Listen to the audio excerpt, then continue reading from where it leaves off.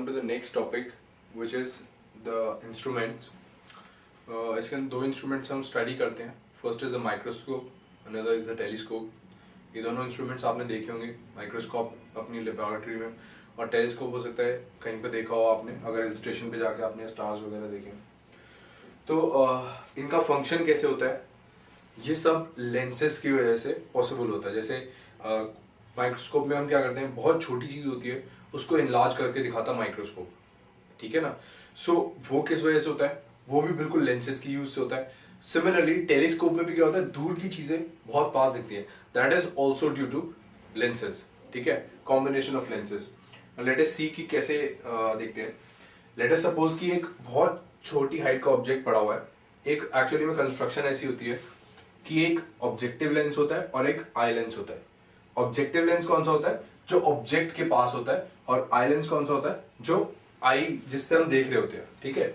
इसका अपर्चर छोटा होता है और इसका बड़ा होता है. ऑलराइट, नाउ होता क्या है कि अगर बहुत छोटा h हाइट का ऑब्जेक्ट पड़ा हो तो उससे क्या होता है, इसको इस तरीके से रखते हैं कि ये f और 2f के बीच में पड़ा हो, ठीक है. इस तरीके से उसकी प्लेसिंग की जाती है, f और 2f के बीच में पड़ा हो. उससे क्या होता है, f और 2f में रखने की बीच में रखने से क्या होगा कि जो रिफ्रैक्शन के बाद इमेज बनेगी that will B enlarged image, ठीक है. एंड वो जो बनेगी वो 2f के बाहर बनेगी, राइट. नाउ इस इमेज का हम क्या करते हैं, now this image will be acting as an object for this eye piece, ठीक है ना. इस आई पीस के लिए ये ऑब्जेक्ट फॉर्म करेगा. अब ये जो होती है इमेज जो बनती है, ये इस तरीके से बनाई जाती है कि इसकी फोकल लेंथ पर बने या फिर उसके अंदर बने, इसके फोकस पे बने या उसके अंदर बने, ठीक है. सो दैट हमको काफी एनलार्ज व्यू मिले. अगर फोकस और इसके अंदर होती है तो हमको पता है कि एक वर्चुअल इमेज बनती है, ठीक है ना. तो वर्चुअल इमेज कुछ बनेगी जिसकी हाइट इतनी बड़ी होगी and this will be the final image which will be seen by the eye, ठीक है. ये हो गई बेसिक चीजें. और इन दोनों के बीच का डिस्टेंस L होता है, आई पीस और ऑब्जेक्टिव पीस के बीच में डिस्टेंस.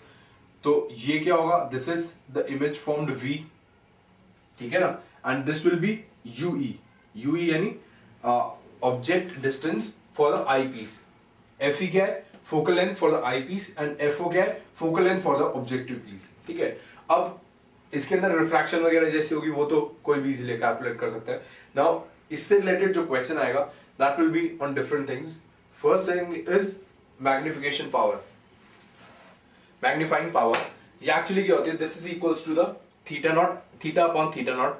थीटा क्या होता है, visual angle with the instruments, और थीटा नॉट होता है maximum visual angle for unaided eye, ठीक है. ये क्या होता है मैं आपको बताता हूँ. सबसे पहली चीज, जब हम कोई बुक पढ़ते हैं या कुछ पढ़ते हैं, अगर मैं इसको बहुत पास ले आऊं तो मेरे को नजर आना बंद हो जाता है कि इस पे क्या लिखा है, ठीक है. एक मतलब एक प्रॉपर दूरी होनी चाहिए जिसके लिए मेरे को कंफर्टेबल रहता है, मेरे को दिखता है. This is called the distinct vision for each आई.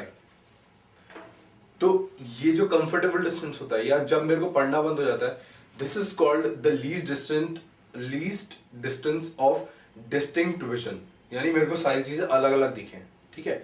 सो ये ह्यूमन आई के लिए कांस्टेंट माना जाता है जो कि 25 सेंटीमीटर हम मानते हैं, ठीक है.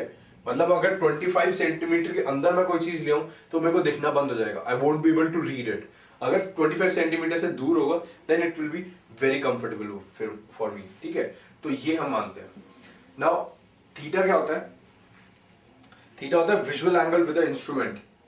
Visual angle with the instrument क्या हुआ कि मेरी जो आई है, क्योंकि मैं आई लेंस के पास होऊंगा तो this will be called as theta.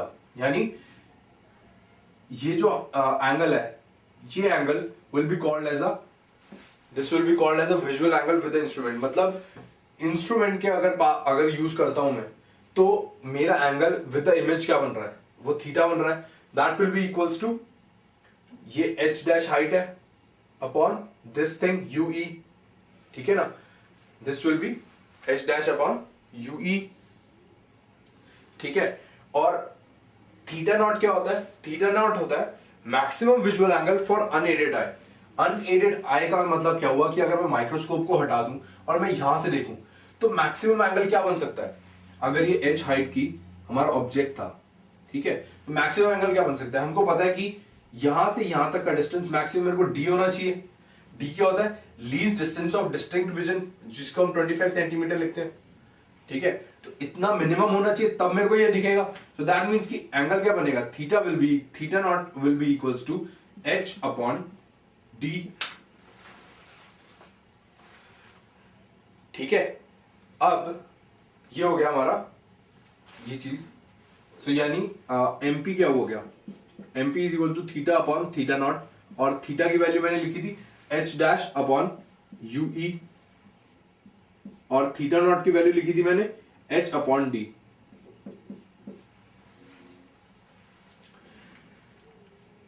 ठीक है, ये आ गया ना, हमको पता है। But for the objective piece M क्या होगा, magnification will be equal to I upon O, image upon object, यानी H dash upon H will be equals to V upon U minus of V upon U, sorry. ठीक है, तो इसकी जगह मैं ये पुट कर सकता हूं एच डैश अपॉन एच की जगह, तो मैग्नीफाइंग पावर की मेरी वैल्यू क्या आ गई, minus of V upon U into D upon U. ठीक है, ये जो छोटे फॉर्मूले इन्हीं से रिलेटेड आपका अगर क्वेश्चन आएगा माइक्रोस्कोप या टेलीस्कोप में तो इन्हीं चीजों पर आएगा। ठीक है, ये हो गया मेरा मैग्नीफाइंग पावर का formula. Similarly length of the पूरी ट्यूब क्या होगी, v प्लस यूई, v क्या हुआ, image distance plus objective distance v plus UE. ठीक है, ये हुआ ना, ये तो बेसिक फॉर्मूले हो गए, ये वाला और ये वाला, ये बेसिक फॉर्मूले हो गए। अगर आपके क्वेश्चन में आता है तो आप इस तरीके से सॉल्व करेंगे ना। देयर आर टू पॉसिबिलिटीज, दो पॉसिबिलिटीज क्या है कि या तो हमारी जो फाइनल इमेज बने वो इंफिनिटी पे बने, यानी v जो हुआ वो इनफाइनाइट हो गया। वो कैसे होगा, 1 upon V plus minus 1 upon U is equal to 1 upon F. v अगर इनफाइनाइट हो गया, मतलब अब हमको डिस्टेंस नहीं पता, तो v अगर मैं इनफाइनाइट पुट कर दूं, ठीक है, तो what will happen, ue will become equals to fe। ठीक है, तो L की लेंथ, L क्या हो गई, v प्लस fe। ठीक है, v के यहां पर v ऑब्जेक्टिव है, मतलब ऑब्जेक्टिव लेंस ने जो इमेज बनाई है उसका डिस्टेंस है v। ठीक है, तो ve हमारा ue is equal to fe हो गया। सिमिलरली मैग्नीफाइंग पावर में भी क्या हुआ, ue की जगह मैं fe पुट कर दूंगा, यानी minus v upon U into D upon fe। ठीक है, जब ये कब है, जब इमेज इंफिनिटी में बन रही है। सिमिलरली अगर हमारी इमेज जो है नियर ऑफ पॉइंट पे बने, मतलब बिल्कुल least distance of distinct vision, और मेरे को पता है कि यहां पर इतना अगर d होगा तब तो मेरे को दिखाई देगा।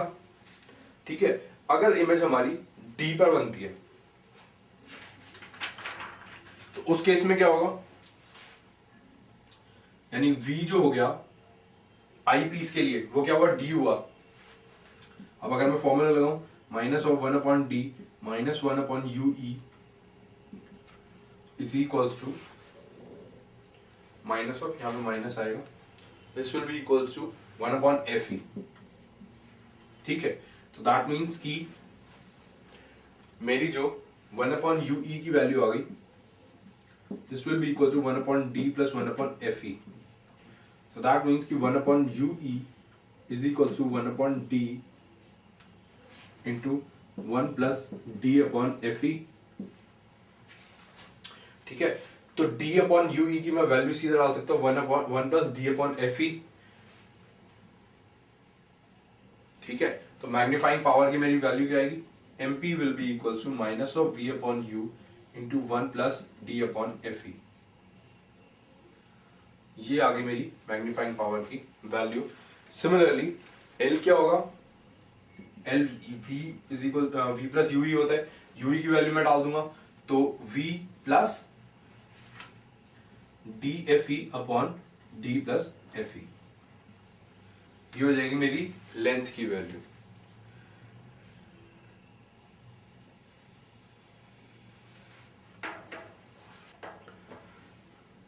तो ये मेरा फॉर्मूला आया।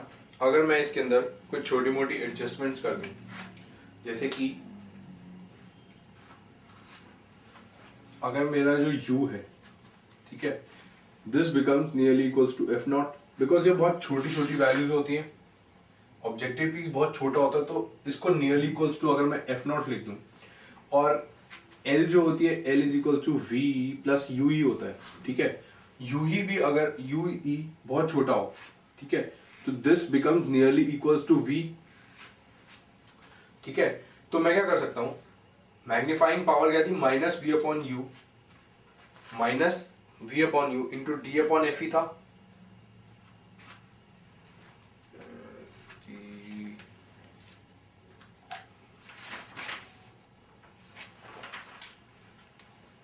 हाँ, तो डी अपॉन एफ ही था। तो उस केस में मैं सिंपली u अपॉन v की वैल्यू लिख सकता हूं, v अपॉन u की वैल्यू लिख सकता हूं, M P will become minus L upon F not into D upon F E. This is जब इंफिनिटी में इमेज बन रही है या कहीं और इमेज बन रही हो, तो उस केस के अंदर, ठीक है ना, इस वाले फॉर्मूले के अंदर मैंने वो पुट कर दिया।